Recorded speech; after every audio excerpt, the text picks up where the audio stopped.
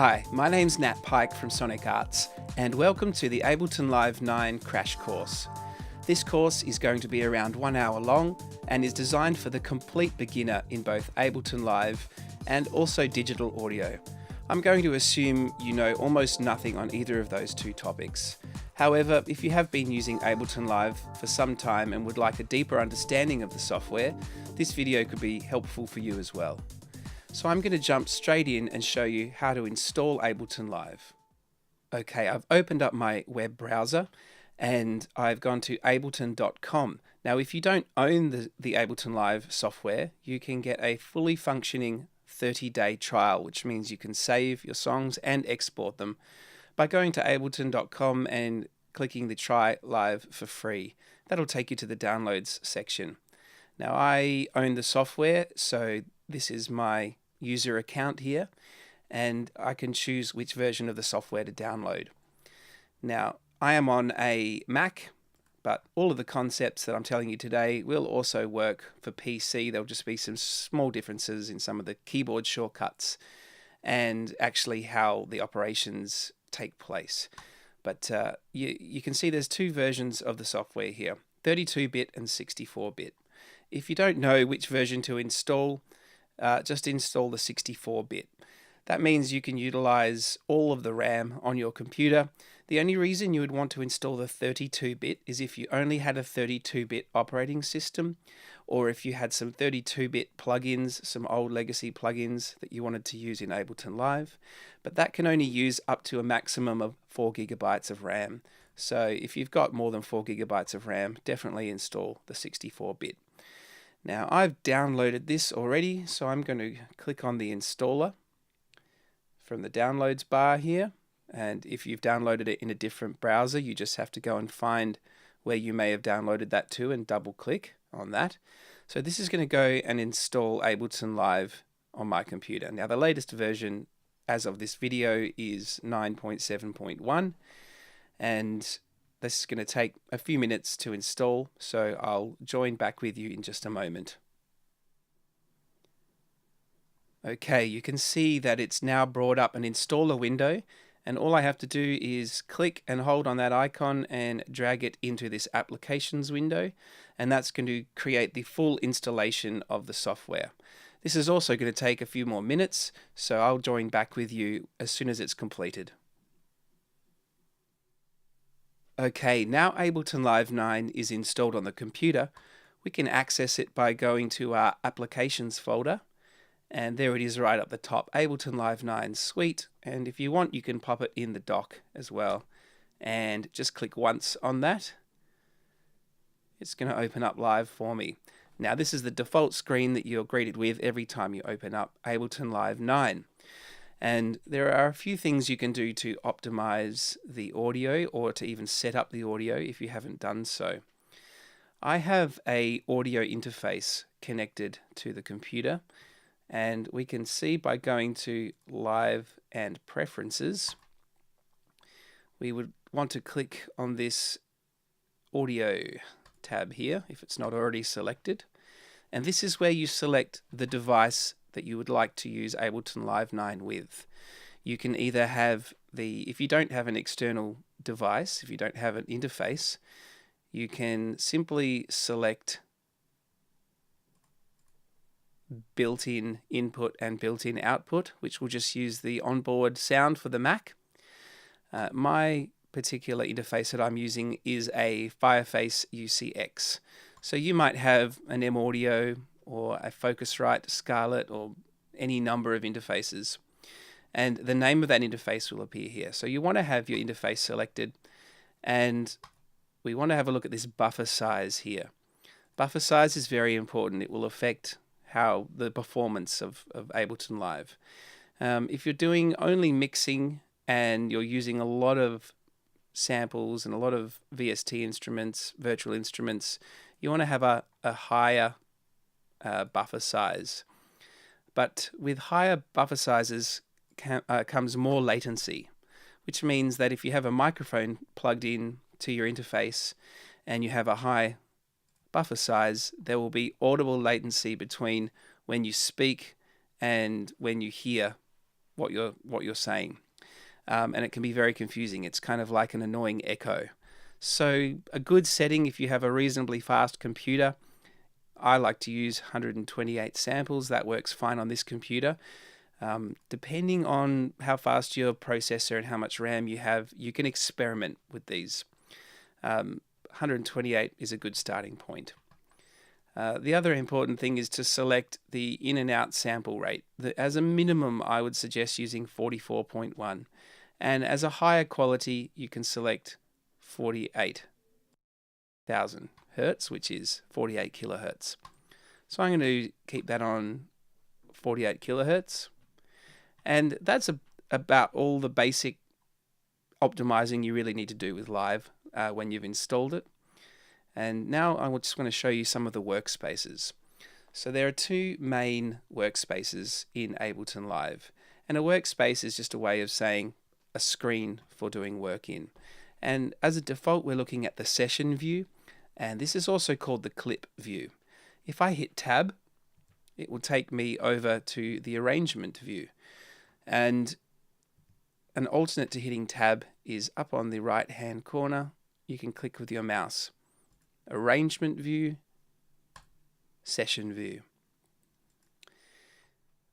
Over on our left we have the browser, which is a very important area. That contains all of the third-party plugins that you may have installed, all of the native Ableton Live 9 effects and samples, packs that you may have purchased or downloaded for free from Ableton Live, ableton.com rather. And each area up the top here does something slightly different. So this sounds category will give you quick access to any Ableton Live native instruments or packs that you've downloaded. And when the arrow is pointing sideways, you just get the category. But if you click on this little arrow here, it will expand and show you all the instruments available. So if you're just quickly looking for a piano sound or something like that, you can just click on the piano area and it will actually play you a little audition of that sound. If it doesn't make a sound for some reason, you need to engage this little blue set of headphones down here. That's the preview button there. Next category are the drum kits, and these are kits and certain things that you've installed with Ableton Live, and you can double click on one of those to load it up on a new track, or you can just click on it to listen to it.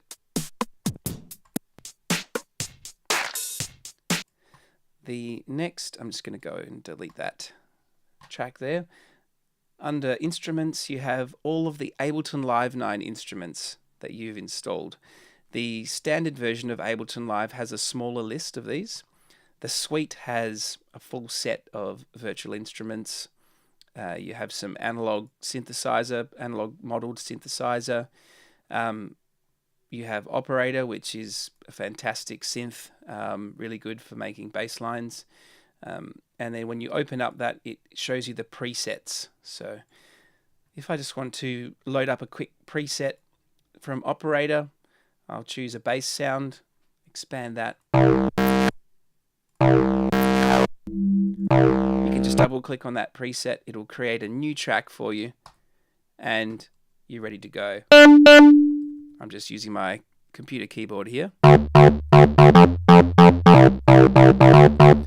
And to be able to hear the virtual instrument on a track, you need the record enable button. If that wasn't on and I was trying to play, I wouldn't hear anything. So put that record enable on. Now I can hear that. In just a moment, we'll go over the different track types and we'll tell you about all of those. Next are the audio effects. So these are all of your traditional effects like reverb and delay, equalizers. Ableton Live has an incredibly large range of native plugins, very high quality as well. So if we wanted to put some reverb on a track, we can download a preset. We can use a preset, or we can simply just drag this entire device onto a track, and it will load up a fresh reverb, and we can actually go in and change all the parameters. So if you select across the top here and hit delete, that will get rid of that. This little area down the bottom is very handy because whatever track you have selected, it will show you any instruments, samples, or effects that you have loaded up on that track. So if I have a number of effects on this track, they will only show up when I click that track. And I'm just going to go ahead and delete these. Next we have MIDI effects. These effects that you can only use on MIDI tracks. Max for Live is included with the Suite version, or if you've purchased it separately, that's more of an advanced feature, so we're not going to cover that in this session today. Now here in plugins, you can access any third-party plugins that you have installed, such as I've got some Native Instruments and the Waves suite installed on this particular computer, and Melodyne, which is an auto-tuning piece of software. So any third-party plugins that you have installed are accessible from there. And if you've installed a plugin and you can't see it on that list, you just need to go to the Preferences, and under the File and Folder area, you have to make sure that Use Audio Units and Use VST plugins, they're all selected as on. And if you've installed a new plugin and you want to include it in your Ableton Live session, you can hit the rescan and it will rescan those plugin folders. Next we have clips. That's just a collection of all the clips that you have installed, and samples. It's just like a bucket full of all the samples that you currently have in your Ableton Live folder, depending on how many packs you've installed. And also here, packs. These are Ableton Live packs that you can download from the website. And I've downloaded a couple of these packs. Suite, if you've purchased the Suite version or downloaded the Suite version, they give you a lot of these packs for free. So you can click download and you simply click on that .alp file when it downloads, and that will install it into Ableton Live. So if I've downloaded this break selection, which is some break beats, and I've just clicked on that, and now it's installing that pack into Ableton Live 9. Nice and quick. And it will tell me a little bit about that pack that I've just installed. And there are many packs that you can purchase, and a lot are included with the Suite version. So here are all the packs that I currently have installed, and there it is, Break Selection by Sample Magic. And I can have a look in there and see if there are some samples, some clips, vintage breaks.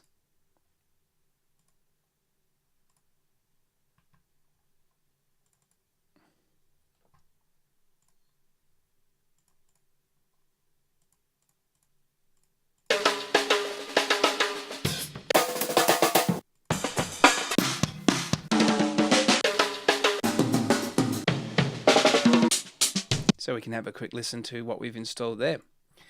And down here you can include any folders that you may have full of samples or whatever you want. So if I actually created a folder on my desktop and I had some drum samples in there,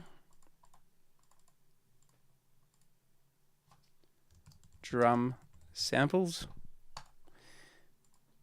I can then go ahead and click Add Folder, Desktop, Drum Samples. And then I can access all of those samples. If I had any in that folder, they would all appear here, and I could simply use them in Live. Now I'd like to show you a little bit about tracks. And a track is, this is a track here, this is another track. And as a default, Ableton Live will create a number of tracks for you at the start of each session. And a track is simply a place where one sound or one instrument is held. And so if you say recorded a guitarist and a vocalist and you had some electronic drums, you could have the drums on one track, the vocals on one track, and the guitar on another. So we have 2 MIDI tracks, 2 audio tracks, 2 return tracks, which are for audio effects, and a master track, which is also known as a master channel. The term track and channel can be used interchangeably.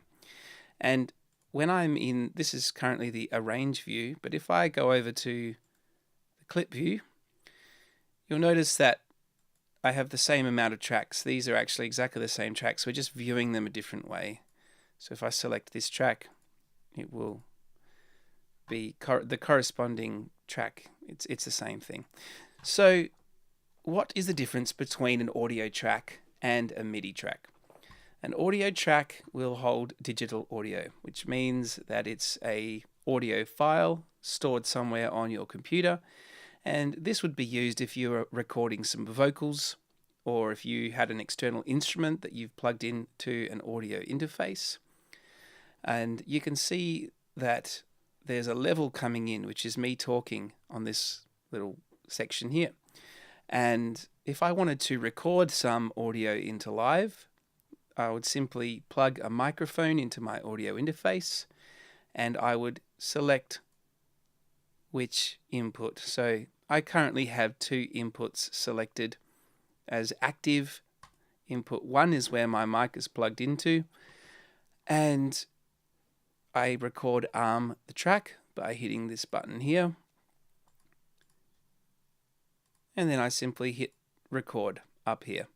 And you can see that I'm recording audio, which is going through the interface, which contains an analog to digital converter. It's converting the analog acoustic energy into a voltage, which is then being converted into digital ones and zeros, into bytes.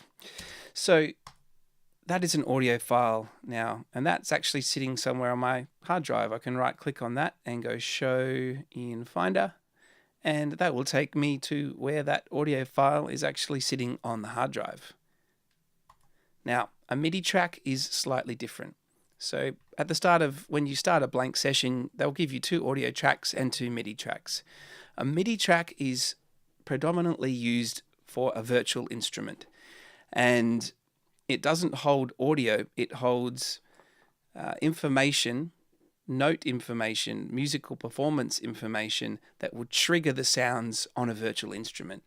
So the way we would use a MIDI track would be if we had an external keyboard, a MIDI keyboard, or any other MIDI instrument device that you use to perform MIDI data in, and you will not get any sound out of a MIDI track unless there is a virtual instrument on it. So I'm going to select one of these virtual instruments from the instrument rack here, which comes with every version of Live.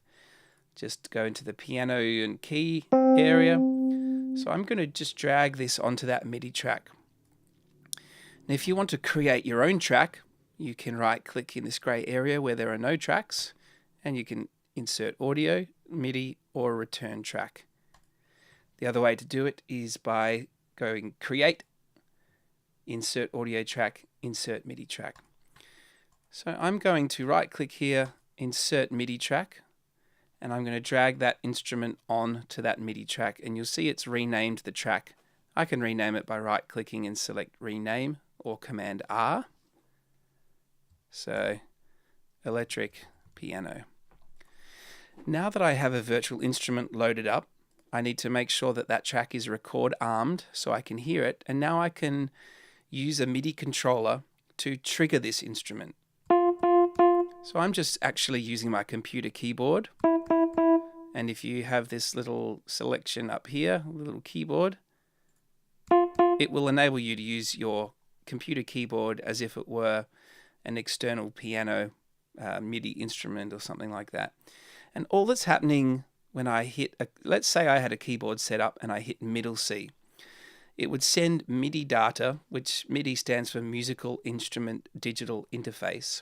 And it's just a way of it's a way of external controllers communicating with sound units, virtual instruments, to trigger those sounds that are in them.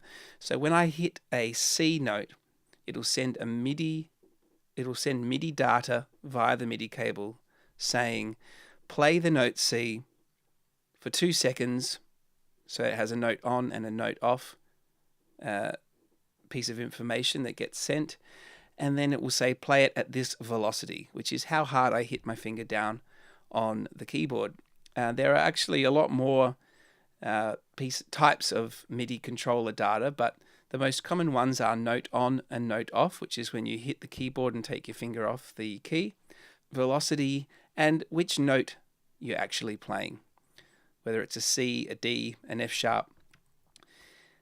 So I'm going to record some MIDI data here I have my track armed. I'm just going to hit record.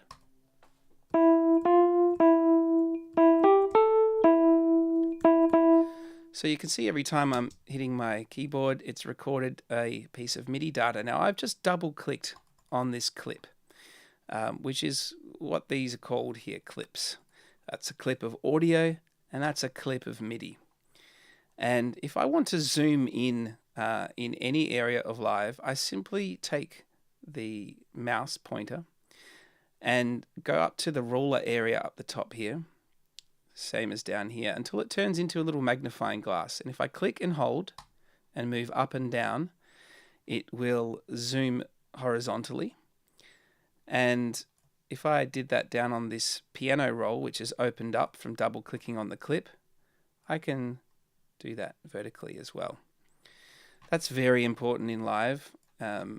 You might have a song that's 5 minutes long and you need to zoom in very close to a section to edit it, and you can see the clip here.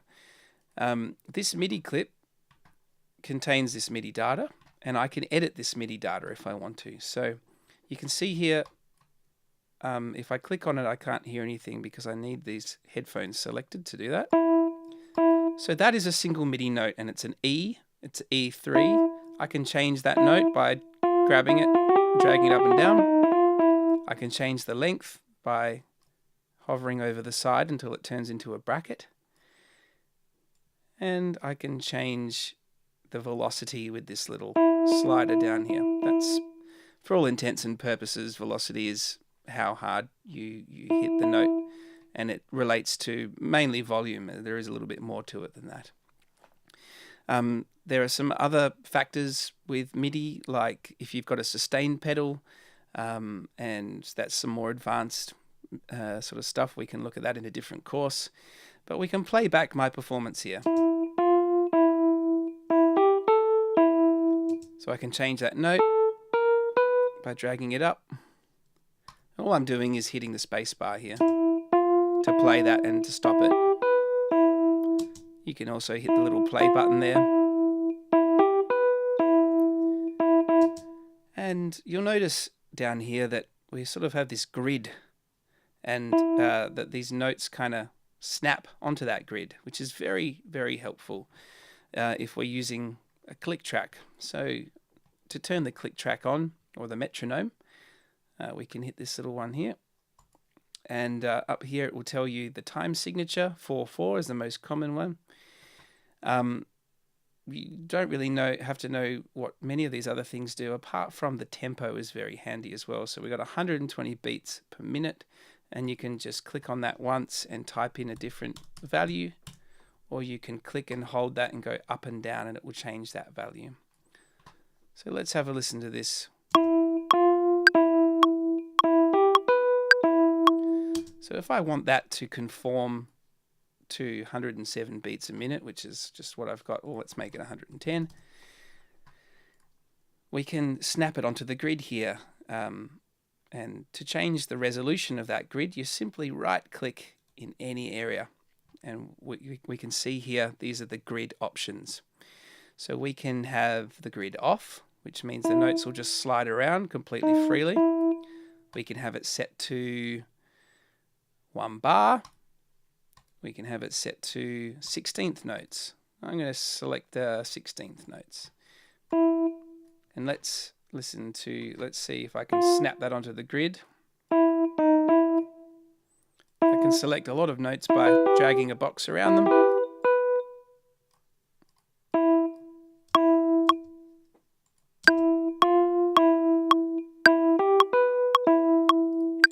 So you can set slightly out of time. This is just some really basic MIDI editing.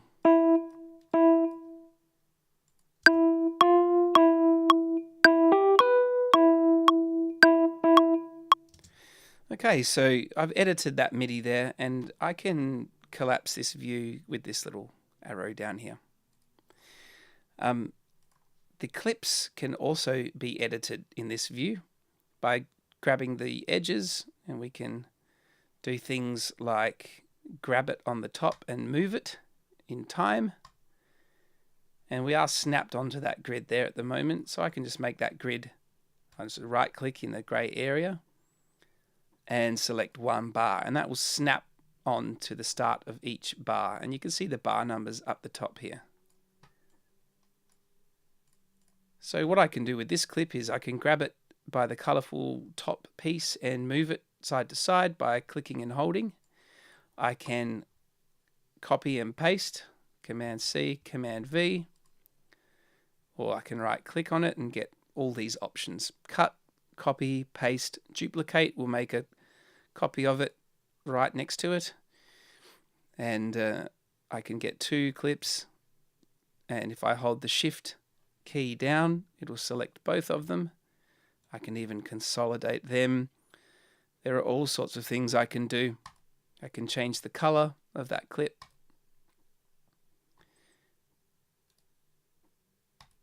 And there we go. So we've successfully recorded some audio, which was me talking, and you can see, and we've successfully recorded some MIDI data.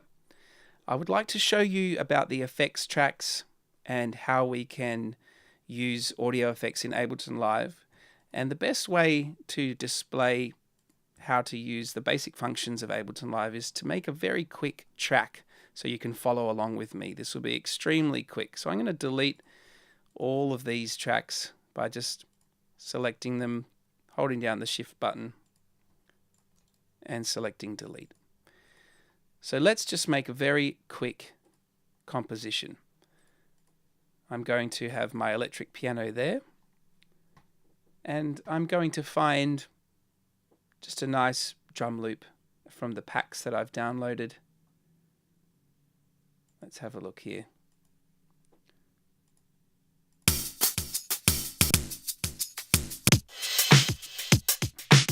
So I'm going to create an audio track, and I'm just going to drag that loop in. Now it says here it's 100 beats a minute, and Ableton Live will actually warp the audio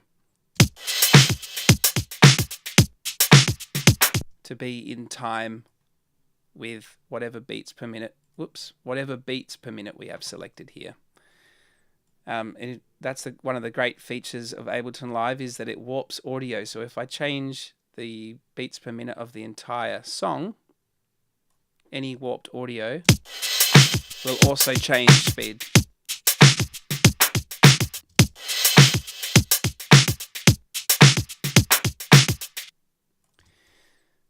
So I've got my audio clip there. I'm going to duplicate that by hitting Command D. Now I'm going to record some electric piano.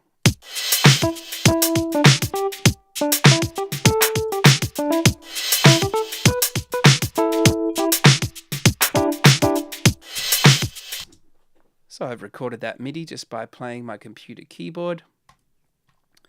Now I'm going to Command D and duplicate that as well. Now I think I'd like a bass line, so I'm going to show you another way you can create MIDI. So I'm going to first find a virtual instrument from over on the left hand side. I'm going to select the operator. I'm going to expand this to find a bass preset. That one sounds fine. I'm going to click and drag that into an area where there are no tracks, and it's going to create a new MIDI track with that virtual instrument on it. And what I can do is select a region here and right click and go insert MIDI clip, and that will create a blank MIDI clip. If I double click on that, I can now draw the notes in. So to be able to hear what I'm drawing in, I need to have these headphones selected.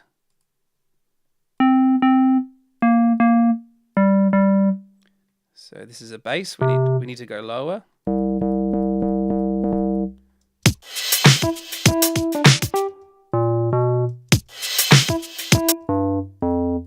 Okay, we're in E. So if I double click in an empty spot there on the MIDI editor, it'll create a MIDI note. I can also draw notes in by selecting the draw tool up on the top right hand corner. That'll draw a note. The length of the note will be whatever I have the grid set to. So if currently I have an adaptive grid, which means it'll actually change the grid size depending on how zoomed in I am. But let's see if I can make 16th, maybe eighth notes, which are quavers. So I'm going to draw in a bass line.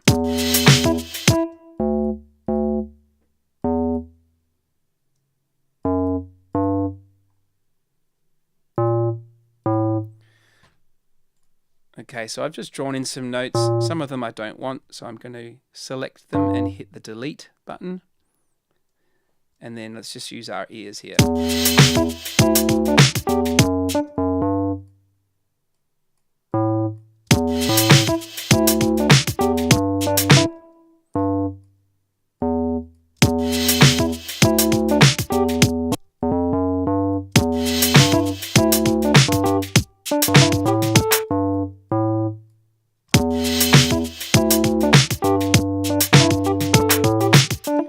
That'll do. Very ghetto. And then I'm going to change the length of that clip just by grabbing the edge and hitting Command D. So now we have a very simple little composition here. Let's just have a listen to it's repeating every 4 bars.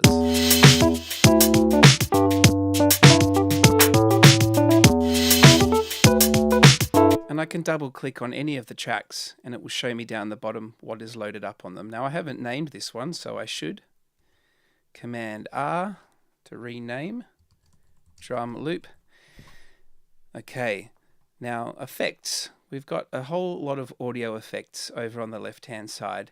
And what I want to do is I want to put some reverb on my electric piano. And one way we can do that is by simply grabbing a reverb, a preset. Let's open up the presets, Hall, Ballad, and just dragging it onto that track. And you can see down the bottom it's loaded up a reverb. Now because I have this little dry/wet, that basically means how much reverb do you want to put on that sound. I had that all the way up. It was way too much, so let's put a small amount on.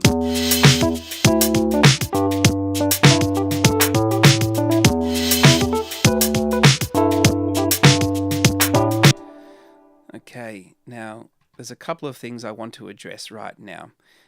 We're peaking on our master track. You can see there's red happening down there, which means everything is too loud. So we can change the volume of each track with this little orange slider. But there's a better view for doing this, which is the clip view, because we have a sort of a traditional mixing console view, and we can have a look. It's peaking a lot on that master bus there, so we just want to bring the volume of these tracks down. So this slider is the volume slider, and then you can do panning, so you can change it how far left and how right, and you can turn the track on and off by hitting this button, or you can solo a track by hitting the S, which means you'll only hear what's on that track.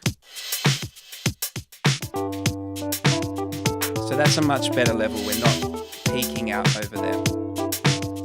Now, what I've done by putting the reverb on that track is a very basic way of doing it, and it's actually not the best way.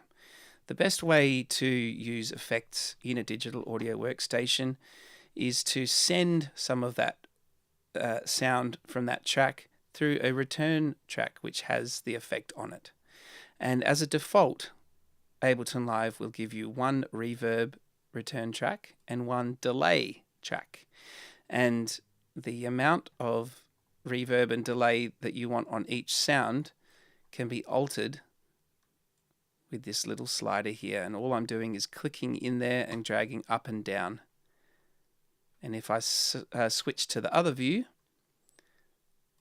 it's a lot easier to use these knobs here called the send knobs. And all that's doing is sending some audio from the electric piano track over to the A return track here, which is a reverb. So let's have a listen. I can send it to some delay.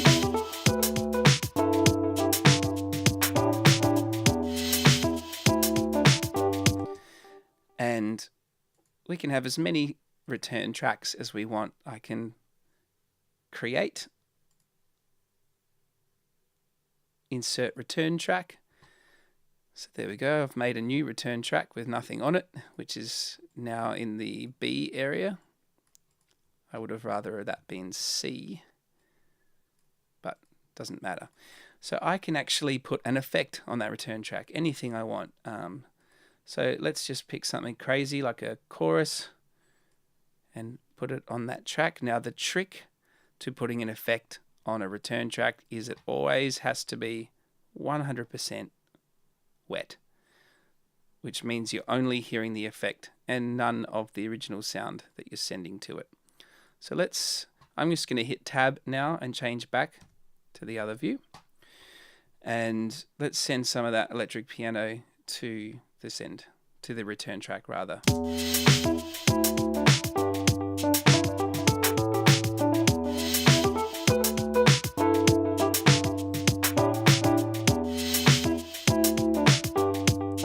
So you can hear that's a very subtle effect there, so I'll keep that on there.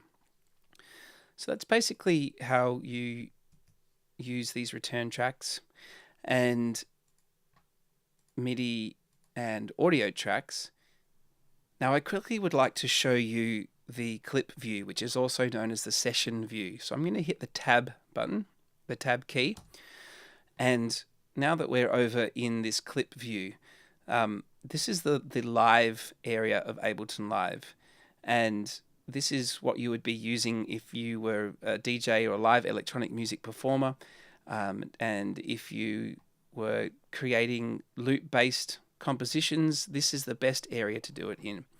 And so basically we've still got the same tracks as we had before, and each track in the arrange view we have these clips that sit on the track in linear in time. So you can see here it's in minutes and seconds. It's non-linear in the session view, which means, well, I'll show you how that works. So we'll just pick some samples to load up. I'll create some new tracks. I'll create an audio track here, and I'll find a nice loop.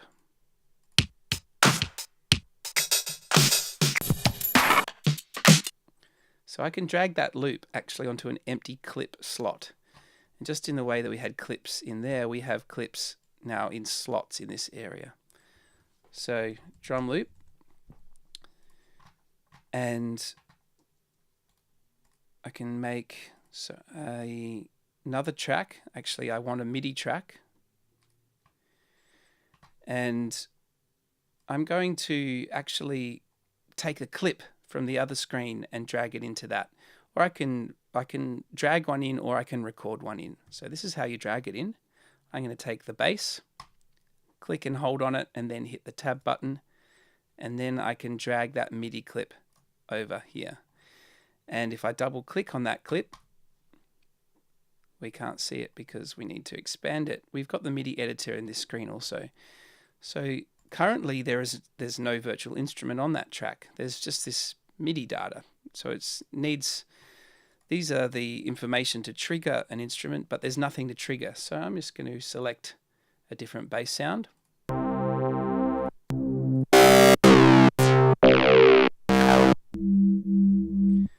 And drop it on that track. And to trigger a clip in this, you hit the little play button there.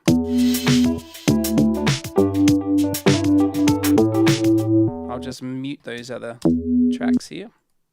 If I double click on that clip, we can see that this clip is currently 4 bars long. So I actually can either duplicate these notes by hitting Command D, or I can right click and select duplicate, or I can actually just drag in these little markers and change the length of the loop. So the idea in the clip view is everything is a loop, and you'll see here if I hit play, I've triggered it. Now I can hit this loop here.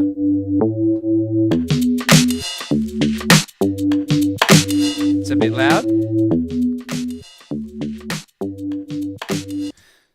So we've got these clip slots here, and you can see that they loop. So this is actually a 2-bar loop. This is also a 2-bar loop because I've set the loop regions to make that loop. And we can have any number of loops and trigger them. We can trigger them by an external controller or just by clicking the play. I can even record a clip. So I can record enable this track. And if I want to record on this track here, a new clip, I just see how they no longer squares, they're circles. I click the circle.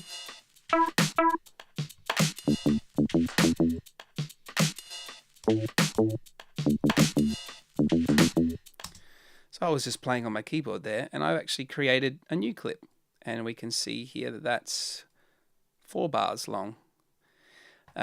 Now the trick with triggering these loops, they're always going to be in time, because Ableton Live will actually wait until the start of the next bar before triggering it. So I can click at any time and it will wait until the start of the next bar. So everything's always in time. And I can put more samples in there if I would like. More loops. And I can copy and paste clips, Control C, Control V, and I can edit them. I'm going to make this go up 2 notes. Okay, so individually a clip can be triggered, but also all the way over here on the master track, if you hit this little arrow, that's called a scene, which is a row of clips.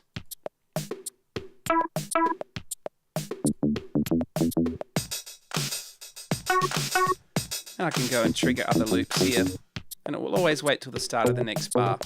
And I can actually make that longer than 1 bar by changing the lead in here. If I change that to 2 bars, it'll actually wait 2 bars before triggering that. So that's one of the fantastic features of Live, is that you can never, I guess, be out of time with yourself, because it will always lock into that grid. And that's a little bit about the clip view. I've got some more videos that go into, it's also known as the session view.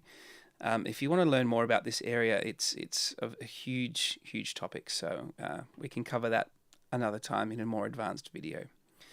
Now I'm going to hit Tab and go back to my range view, and you'll see here everything's kind of grayed out because I was mucking around in the clip view. I actually, if I want to use this view again, I just have to click this little button here, which is the back to arrangement.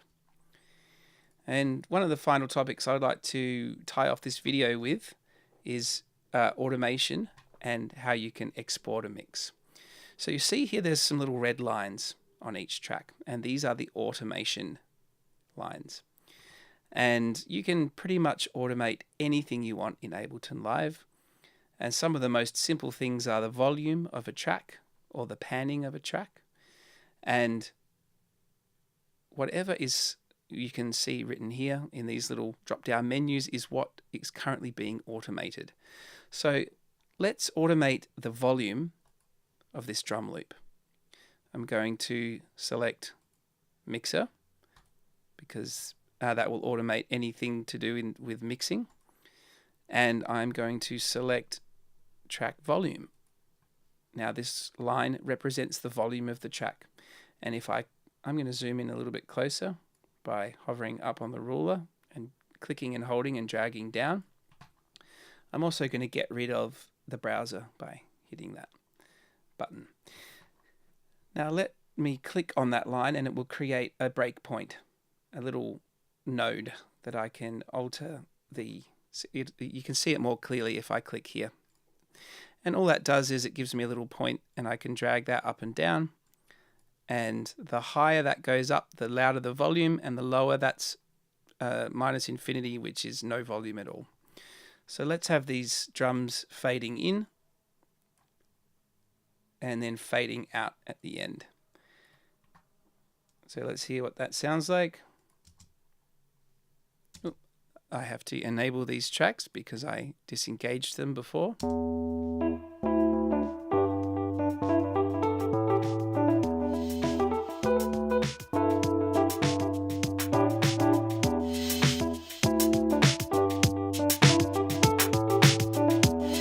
So we can hear that. And another simple automation technique you can do, I'm going to do to the electric piano, which is the mixer. And I'm going to automate the track panning, which is how much is in the left speaker and how much is in the right. So all the way to the top is right and all the way to the bottom is left. Let's hear what that sounds like.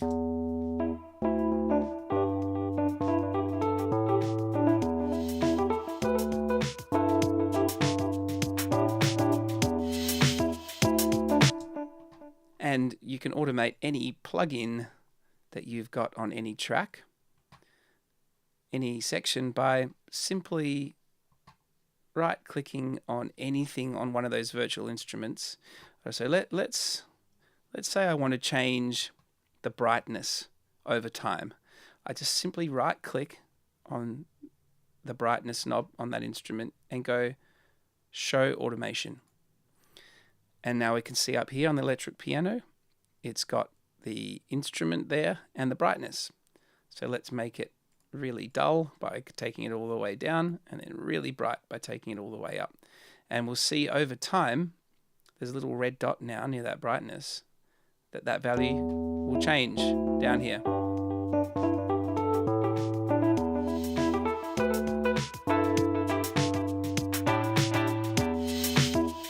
So automation is a really great way of getting some more complexity and making your mixes a lot more interesting. So those are some of the basic functions of Ableton Live. I hope that you've got enough to basically get going. And the final thing that we really need to cover is I've written a song, I've made this little beat. How do I export that? How do I get it out of Ableton Live so I can put it on SoundCloud or turn it into an MP3, show it to my friends? Very, very simple. So the simplest way of exporting a track is giving it a range. So I'm just going to click from here and drag the mouse.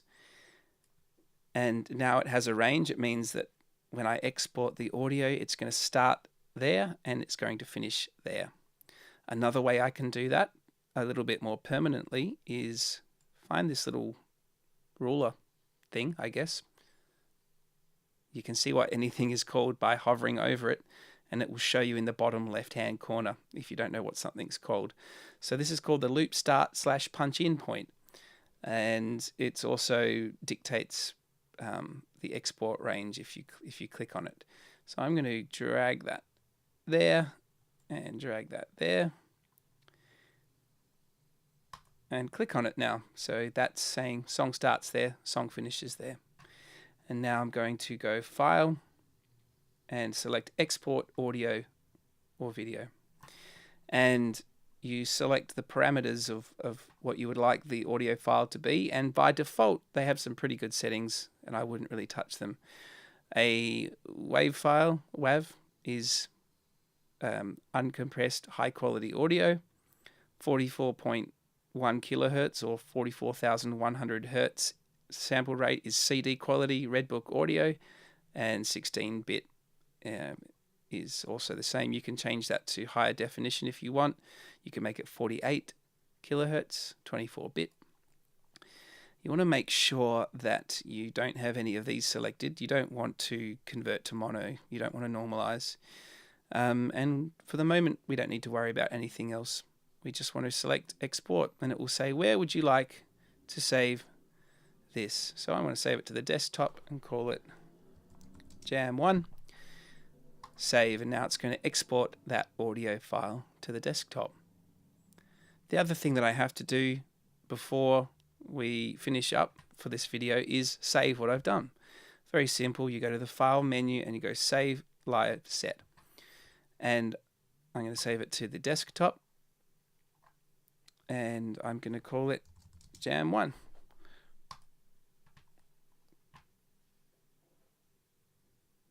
Make sure you always save what you're doing. And if I have a look at my desktop now, I should see here now, there we go, Jam 1 project. And that's actually the project folder. There's my mix that I've bounced down. If I double click on that folder, it'll show me there's the session file. So if I want to open that session up again, I can double click on that. Then it's got any samples in there and some project information. And one other thing that's very, very handy to do, especially if you've used some samples, is to go File, Collect All, and Save. And that will, if you have all of those ticked, it will save any audio files that you've got. So next time you open it up, you won't have any missing files. So I hope you've enjoyed the crash course in Ableton Live and that you've got some tools to start creating your own music. And do stay tuned for more Sonic Arts videos, and we're going to have some more advanced courses coming out soon, and also some other courses in other pieces of software. So happy music creating. Cheers.